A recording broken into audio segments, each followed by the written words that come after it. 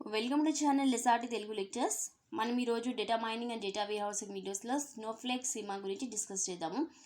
మనం ప్రీవియస్ వీడియోలో star schema గురించి డిస్కస్ చేసాము. ఈ వీడియోలో స్నోఫ్లేక్ స్కీమా. మీకు కనుక ఈ వీడియో కానీ నచ్చినట్లయితే ప్లీజ్ ఈ ఛానల్ సబ్స్క్రైబ్ చేయడం అయితే మర్చిపోద్దు. అసలు స్నోఫ్లేక్ స్కీమా అంటే ఏంటి? స్నోఫ్లేక్ స్కీమా కూడా స్టార్ స్కీమా లాగా ఒక multi dimensional data model which is used to organize or arrange data for the purpose of easy understanding and analyzing the data.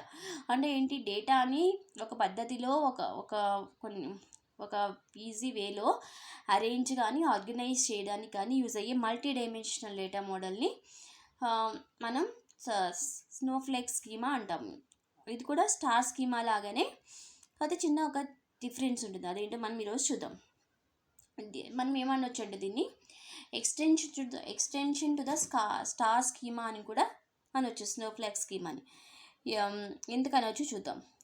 So Snowflake schema is a multi dimensional data model used to organise and analyse data and is extension to the star schema.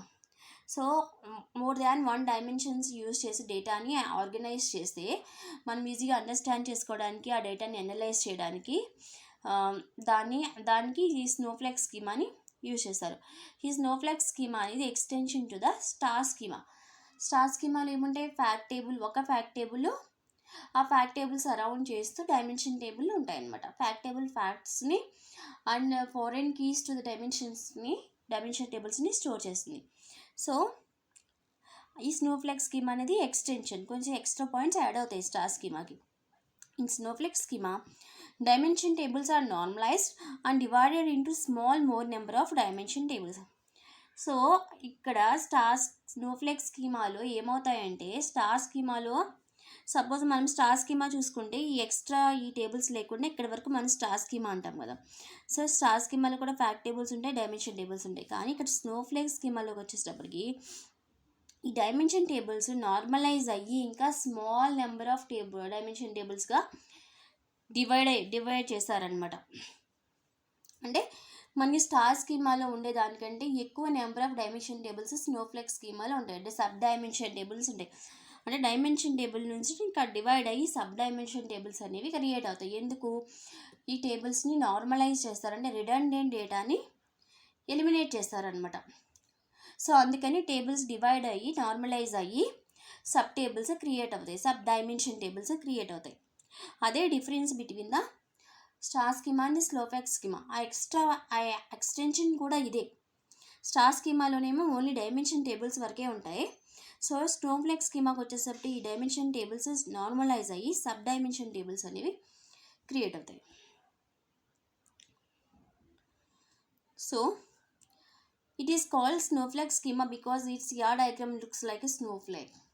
So దీని Snowflake స్కీమాకి diagram Snowflake లాగా మనకి resemble అవుతుంది కాబట్టి ఇది Snowflake schema అని అంటారు. So ఇది structure. So fact table, original dimension tables, దానికి సంబంధించిన సబ్ డైమెన్షన్ టేబుల్స్. ఇక్కడ చూడండి, ఫ్యాక్ట్ టేబుల్స్ ఏం స్టోర్ చేస్తుంది? ఫ్యాక్ట్స్ని. డైమెన్షన్ టేబుల్కి సంబంధించిన ఫారెన్ కీస్ని స్టోర్ చేస్తుంది. రెవెన్యూ అనేది ఫ్యాక్ట్ ఇక్కడ ఫ్యాక్ట్ టేబుల్కి. అలాగే యూనిట్ సోల్డ్ అనేది ఫ్యాక్ట్. రిమైనింగ్ అన్నీ ఈ dealer ID, model ID, branch ID, date ID అన్నీ కూడా ఈ డైమెన్షన్ టేబుల్స్కి foreign keys.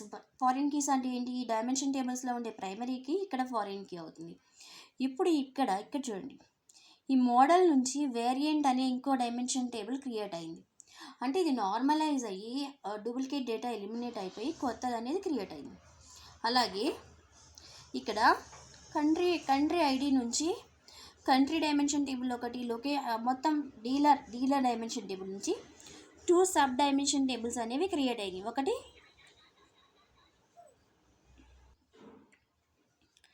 2 sub dimension tables create అయినాయి. లొకేషన్ ఒకటి, కంట్రీ డైమెన్షన్ టేబుల్ ఒకటి. ఇది స్నోఫ్లేక్ స్కీమాకి ఎగ్జాంపుల్. అంటే డైమెన్షన్ టేబుల్స్ నార్మలైజ్ అయ్యి సబ్ డైమెన్షన్ టేబుల్స్ అనేవి క్రియేట్ అవుతాయి. రిడెండెంట్ డేటాని ఎలిమినేట్ చేసుకున్నదే స్నోఫ్లేక్ స్కీమ్.